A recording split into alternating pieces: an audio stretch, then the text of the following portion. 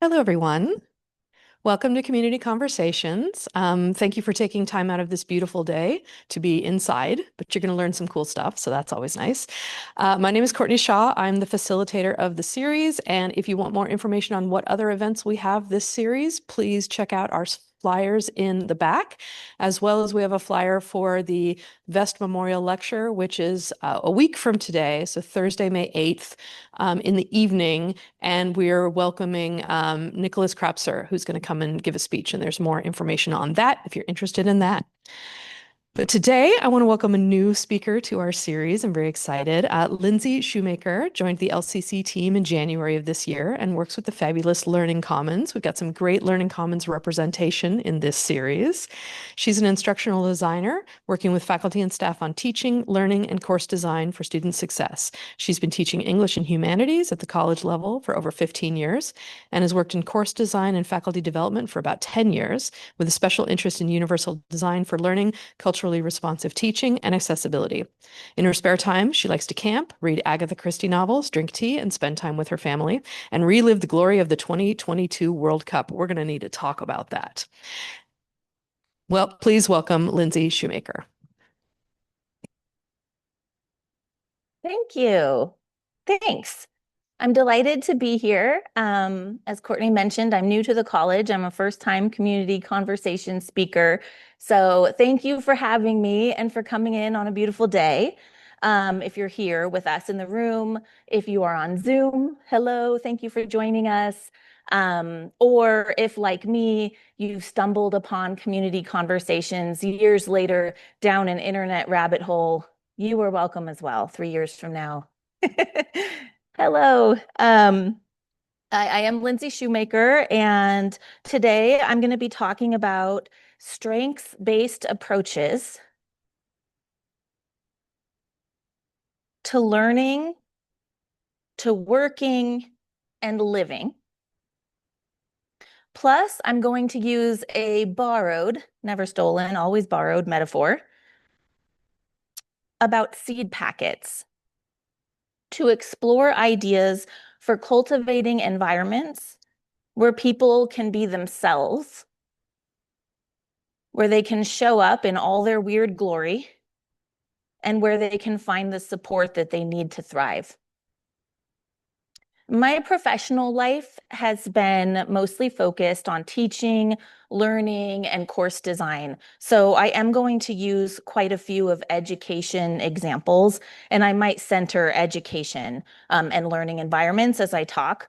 But I honestly think that this strengths-based framework applies in many, if not most, if not all areas of our lives.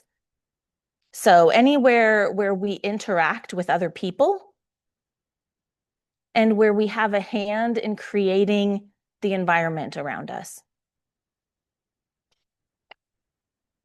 So let's start with some brain strengths. So if you're in the room, I have a few card decks. So I'm gonna bring these guys. Yeah, if you want to bring some around, you can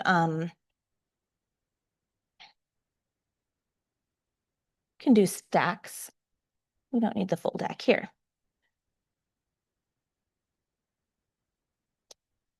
And then I also have a handout that has the brain strengths on one page if you are a big picture kind of person.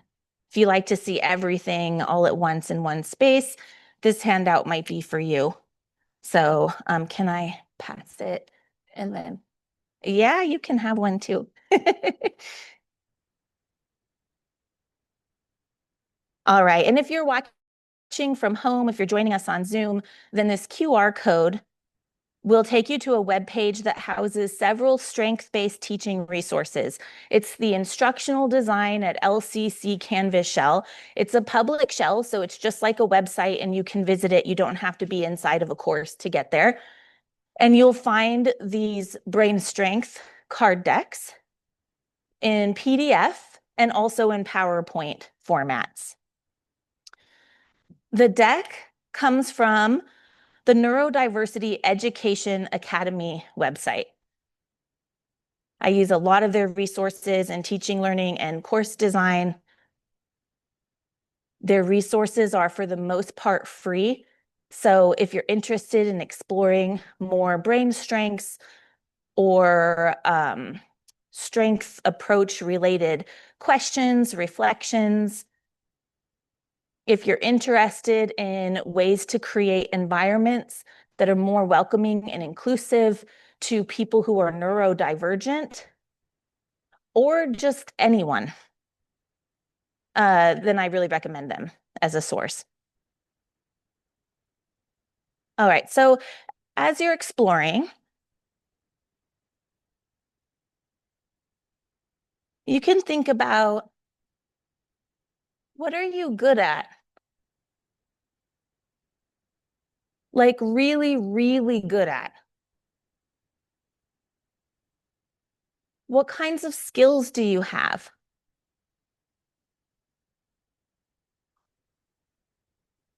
What kind of thinker are you?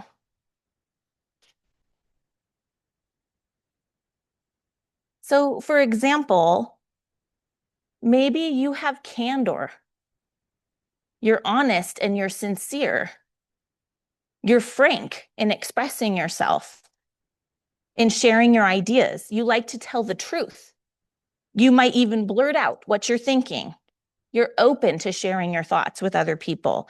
You like to speak up for yourself and for others. Maybe you're good at narrative reasoning. So you tend to remember facts as experiences, as examples or stories, rather than abstract ideas. You might have a profoundly clear memory of lived experiences in your life. You might like describing sequences of events or telling cause and effect stories, or connecting to other people and their experiences.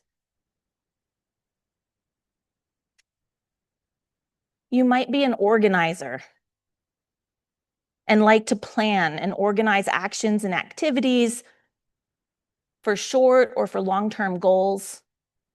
It might be easy for you to self-monitor, to self-evaluate.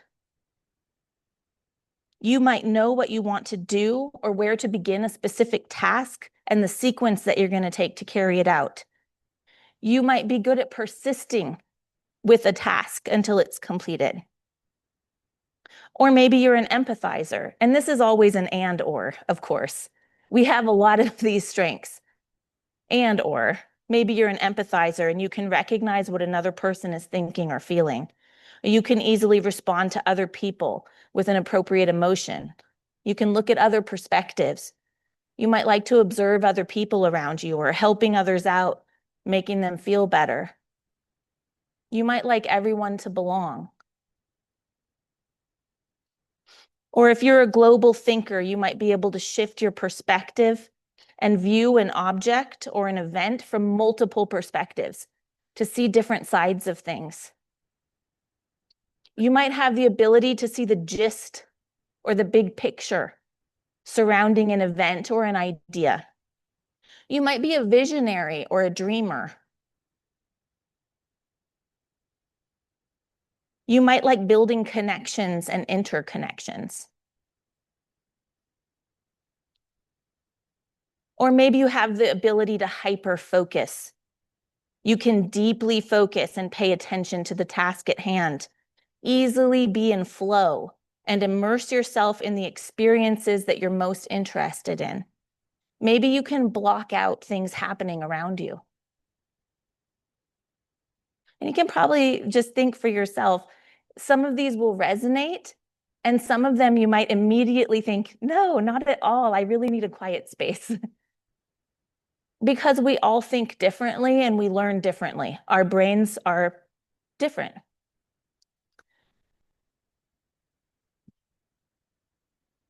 So these might show up in different areas of your own life. Maybe you're great at taking things apart and putting them back together again. I'm not, but my husband is. So those are nice complementing strengths that we bring to the team. You might be good at working on cars or fixing things. Maybe you're the person that everyone relies on to create the weekly schedule or to remember the details for how to do certain tasks. Maybe you never give up. You might have tenacity. Maybe you make a lot of art and music and you find new ways to express yourself. Maybe you make everyone laugh, or you stand up for what is right. You might have justice sensitivity. You might be humorous. These are all strengths. So let's stop and think about, how often do we think about our strengths?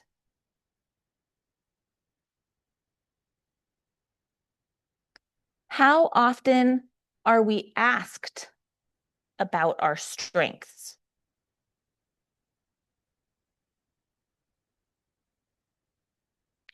How often are they noticed?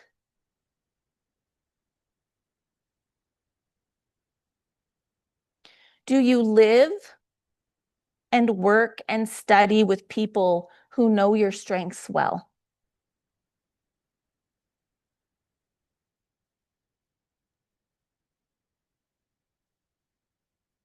There are very good reasons for us to home in and focus on our strengths and the strengths of the other people around us. When we know our strengths and we focus on them, we develop competencies and we improve outcomes. So in other words, we get better at stuff and we learn more when we're focused on our strengths. A strengths-based approach is salutogenic, which means that it focuses on what creates health and well-being, as well as accessing resources to address challenges. And because of that, it can help create positive expectations that things can be different. So in opposition, the reverse of that is when we only use a pathogenic approach. A pathogenic approach is focused on assessing risk and problems and finding disease. The salutogenic approach is one in which we're looking at how is health and well-being itself created, and what kinds of resources do we need to access it. Finally, a strengths-based approach improves relationships. For example, how well does a relationship work when we're focused on pointing out the other person's deficits and trying to fix them? I think that we all know that a relationship is pretty doomed if it begins with trying to fix the other person. We're going to run into problems. A strengths-based salutogenic approach is not just a mindset. It's not just a set of behaviors. It's a culture shift.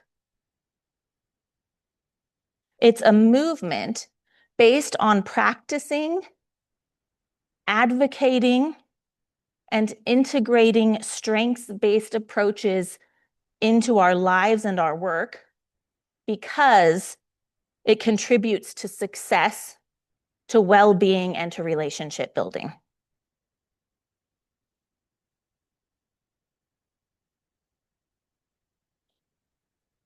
We're more successful when we focus on strengths. So studies show that when we focus on weakness, we focus on something that's a deficit, something that we're not good at, then generally we can maybe rise to a level of average. But when we focus on strengths, we're able to achieve higher results. We're able to reach loftier goals. We don't just get to a low level of competency, but we get really, really good at stuff. It doesn't mean that we never need to struggle to reach whatever level of competency is needed in a certain skill that we have to use, but it does mean that we focus and center the things that we're really good at, because those are the places in our life where we can get really, really good and we can really reach our potential and we can be contributing in ways that are really meaningful. Studies show that people who work in environments that focus on strengths are more engaged in their work. And also that teams that are in competition, when they focus on strengths, they have a better chance at winning than the teams that are focused on deficits or weaknesses. So teams who are trying to address the weakest kind of link in the group, they're sort of focused on the deficits and where can we improve. They don't win as often as teams that are focused on strengths. Where are all the capabilities in this group? Who's going to do what? What are you good at? What are you good at? Those people win more often.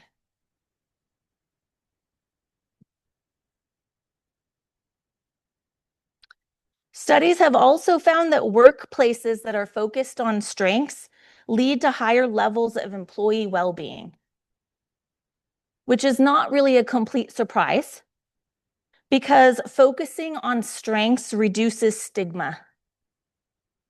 And when we reduce stigma, when we reduce shame, we improve both physical and mental health. And since I am in education, I can't help but come back there again and again. In teaching, when we reduce stigma, not only do we improve learning outcomes, we make learning possible in the first place. Because if someone is experiencing stigma in the moment, maybe someone has made an assumption about them, or they've commented on some perceived problem or failure, or maybe some part of their identity, their experiences, or their ability has been called into question, it's been doubted or insulted, then typically they can't learn for about 20 minutes at least. And that's because our brain's reaction to stigma is to shut down learning. We'll need a good chunk of time after experiencing that to process the stress hormones and the cortisol, the adrenaline from that experience of stigma or shame, at least 20 minutes to process before we're able to take on new information and retain it. So in opposition to that,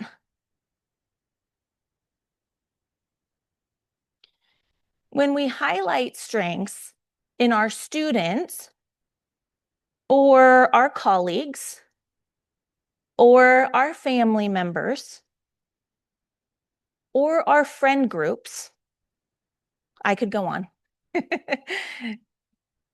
When we highlight strengths, we reduce stigma and we recognize people's unique contributions, helping them feel seen.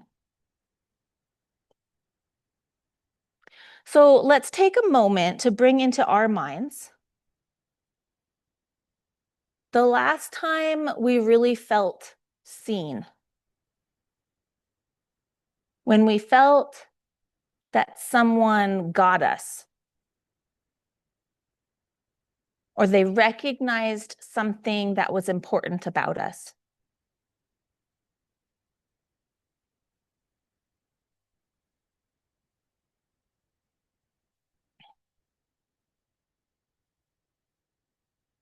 I'm thinking about it too, conjuring up ideas. When was the last time that happened?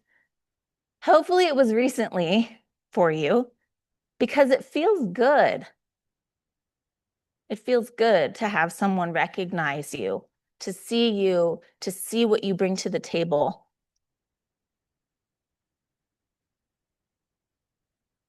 So identifying strengths, especially in classrooms, also reduces our reliance on trying to teach to a mythical average. When we recognize that all learners have jagged profiles, by which I mean they're great at some things, so really up high, and then they have major challenges in other areas. They might be in the middle in other places. Every learner has a jagged profile. Every single one. There is no learner that meets whoop down the middle, all the average. That is a mythical person. It's not a real person.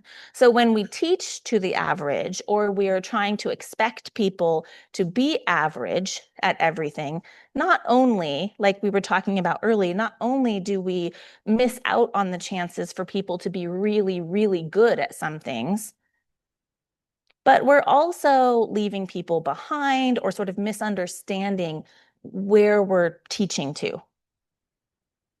So when we recognize that there is no average student, it helps us to accept and to celebrate difference. And it helps us begin to find ways to connect with students who are all over the map, which is most of our students. Okay. So let's bring this to the borrowed metaphor at the heart of the talk. What is on your seed packet? So this is Dr. Shelley Moore. She's an education scholar and a special education teacher. She asks us to consider, what if an IEP was like a seed packet? An IEP, if you are unfamiliar, is an individualized education plan. It's typically used in K through 12 settings to make a learning plan for students with disabilities. So I've spent the vast majority of my career in higher education, but I have also worked as a special education paraeducator in K through 12 settings. So I am very familiar with IEPs. And typically, how they're designed is that they focus on student deficit areas.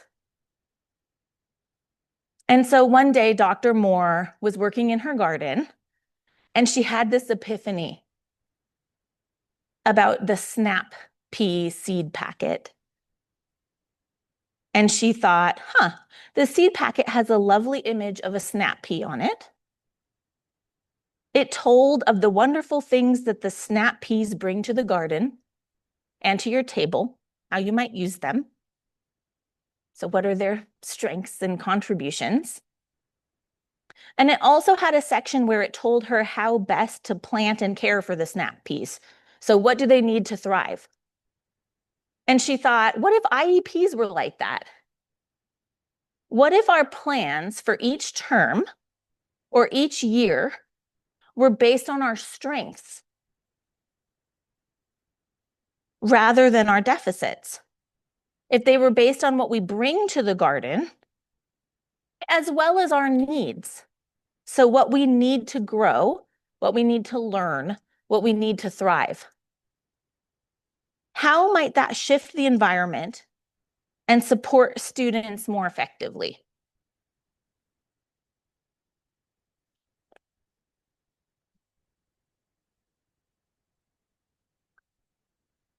So all of us, whether we had or whether we would need or whether we would want an IEP, we all have a unique mix of strengths and needs. Identifying our strengths and naming what we bring to the table, naming what we bring to the garden or the classroom, or what we bring to our family, or what we bring to our friends, all the places where we find ourselves, as well as reflecting on what we need, helps us become more independent, resourceful learners. And it helps us know when to ask for help. And that outcome is in line with universal design for learning, as well as culturally responsive teaching. As educators, we all want our students to become independent, resourceful learners. We want them to continue to learn and grow long after they've left our classrooms. I mean, this is our main goal. So these are a few of the seed packets that faculty and staff have made with me over the last couple of years. Sometimes I do this as a workshop and we make our seed packets. I brought some seed packets today that you can take with you if you are one of the creative, artsy strength people and want to make your own. Some of the needs identified on these packets are things like being heard without being interrupted, as well as things like being well fed. Listening carefully to these needs can help us facilitate environments that are more conducive to learning, as well as more welcoming and inclusive.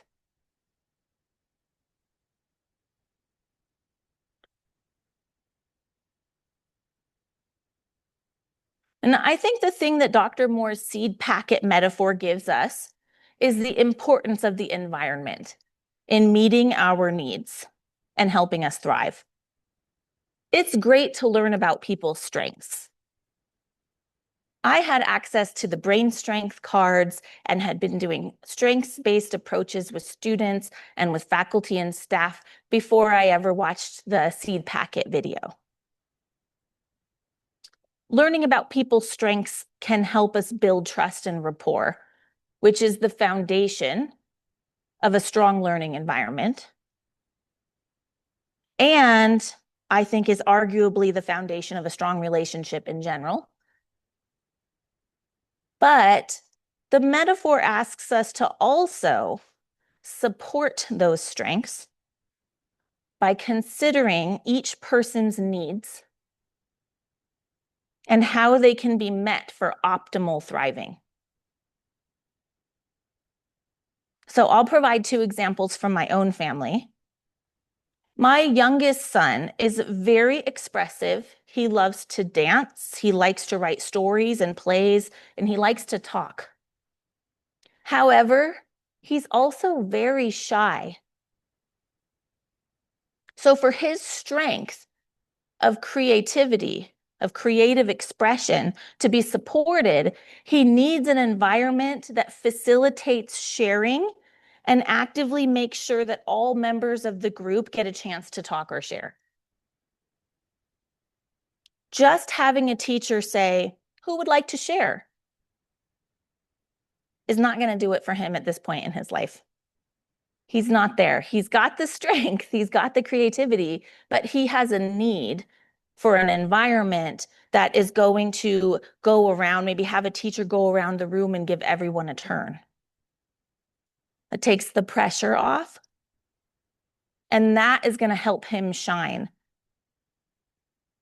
So an educator knowing about that from the beginning is a great way for him to have a chance to use that strength throughout the year. Because without knowing the need,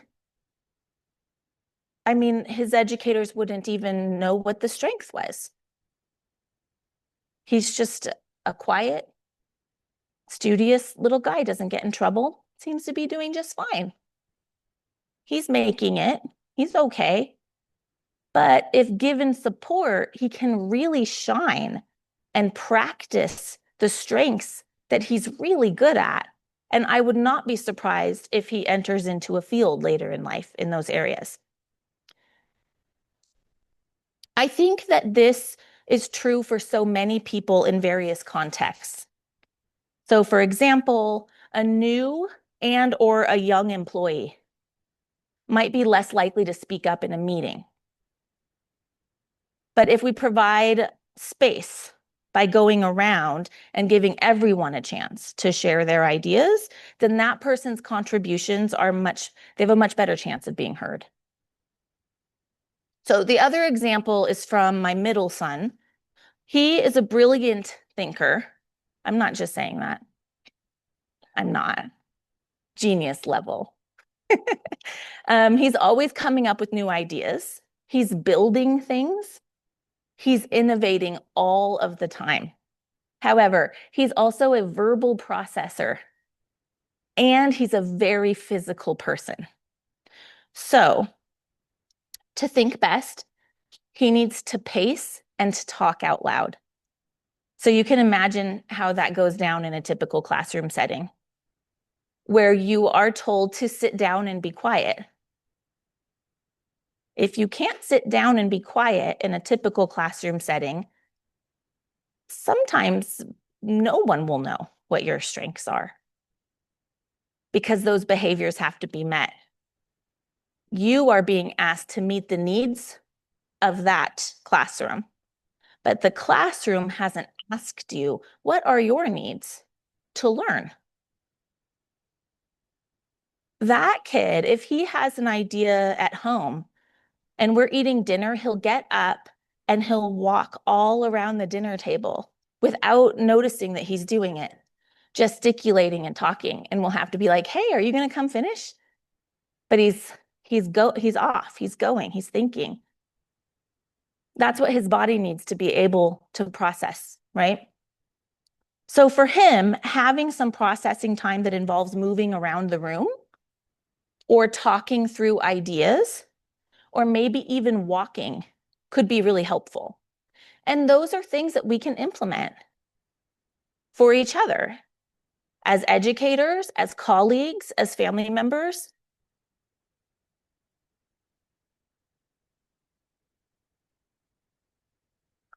So when we find these things out about ourselves and about others, we can begin to design a bit differently.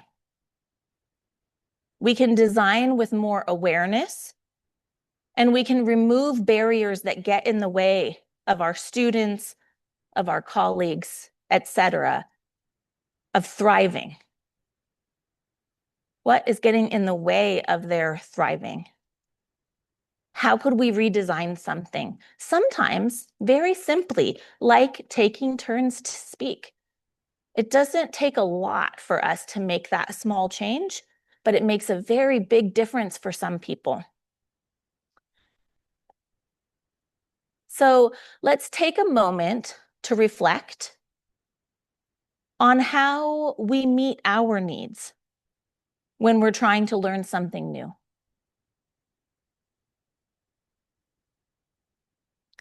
What do you do for yourself?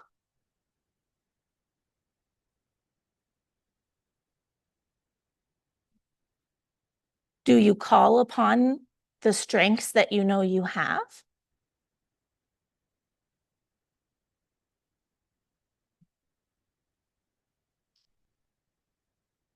Are there resources that you rely on or that you know about that you can tap to get the help that you need?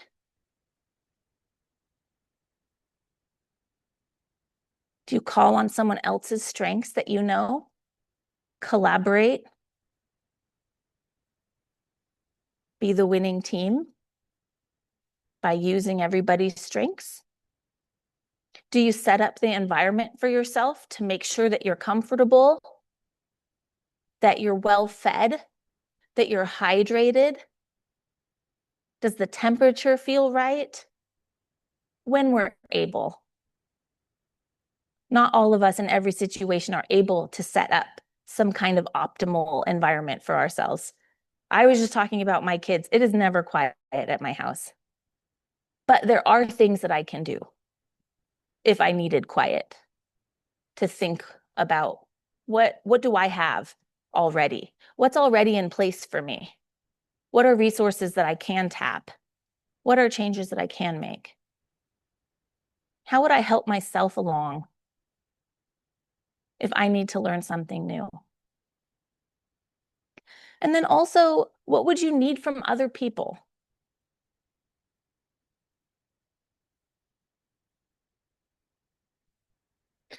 If you could ask them for something, what would it be? Are you given that chance to ask for what you need? Can you make the chance potentially to ask for what you need?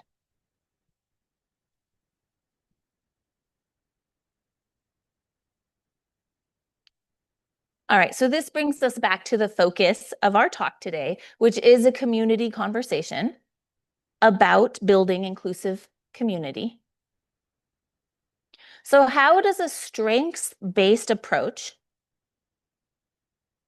and treating our learning and our working plans as seed packets help us build community? So I would ask you to reflect on this question. How do you feel about people who recognize your strengths and try to honor your needs?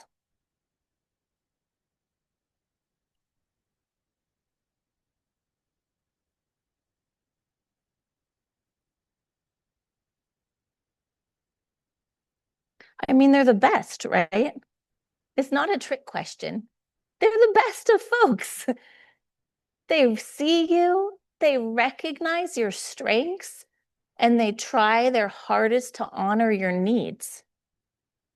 That is being in right relationship with each other. Recognizing and honoring needs helps us to celebrate each other. It helps us to support each other. And it helps us to take care of ourselves and to take care of each other.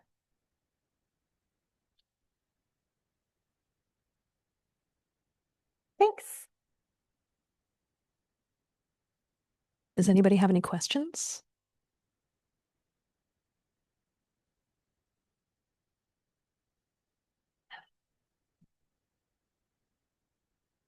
So I have a question for you. You mentioned a lot about how it's really powerful to, recognize strengths in others and try your best to honor their needs. To me, that seems like it happens a lot in like romantic relationships. Do you have any advice for like healthy ways to identify those strengths? Like obviously the easiest one would be to ask them, but I know a lot of people will really appreciate when their strengths or their things they need are identified without them having to say it. That's the trap, right? It's like if I have to say it, it doesn't count.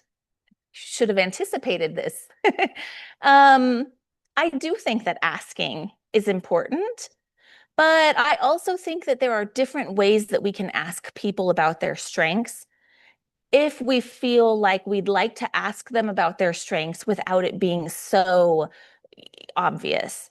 As an educator, I have actually in one of the resources, there's a sample seed packet assignment that you can do online with students because it's really fun to do this in person with students, but you can also do it online. It doesn't have to be in person.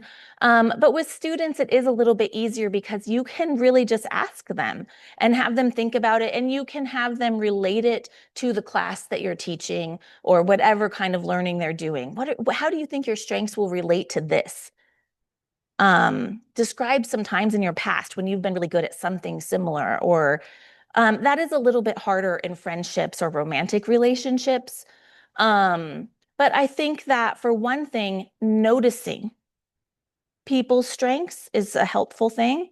So, just being aware of a strengths-based approach will probably make that easier because you're just thinking about it.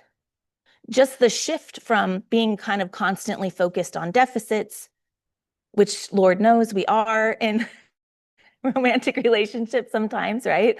But really just making the shift for yourself can make a change because you're thinking about strengths and then you're going to notice strengths more often. So you can kind of do that brainstorm on your own. But you can also ask people about what they like because that might seem less sort of awkward or formal. But to just find out what people really love to do, when you find out what people really love to do, you're probably going to uncover some of their strengths because typically our strengths are shown through our passions. I have a question about weaknesses because one of my weaknesses is so strong that it keeps me from doing anything. How do I deal with that? Well, I don't know that I have an answer for that, but in terms of kind of flipping it, like if you're trying to flip the script of focusing on that weakness that's making things really hard, then I would say it would be focusing on what kinds of resources do I have right now that can help me with this at all? Like, what kind of movement could I see by asking for help if you have someone, or even identifying who could I ask for help? Or just what kind, like any kind of small resource or small change that you can make might be useful there. Thinking about what's in your environment. What can you call upon at the moment? Yeah, I should ask you personally. Yeah, actually, I have some good. I always see you because you hang out outside my office in the library. But I have another card deck that it has strength-based questions. And those can be really helpful for these small, just like a tiny little tweak of what went well today, or what resource do I have that I can think of in the moment, and they can be like in my work, they can be helpful as like an end of the day check-in with students, but they also work just for ourselves, our own lives. And I also use them in my family life as well. So I think that they are applicable in lots of different spaces. Just checking to see if we have any questions on the Zoom. Yeah. We do not. So are there anybody else want to ask a question? Okay, then I want to thank Lindsay for coming and sharing her knowledge with us today and encourage you to come back next week. We have another new speaker in the series, which is Alexander Ivory Brown, who's going to talk about ballroom culture in the category is house. So please come back for that next week. It's going to be good. I didn't hear that.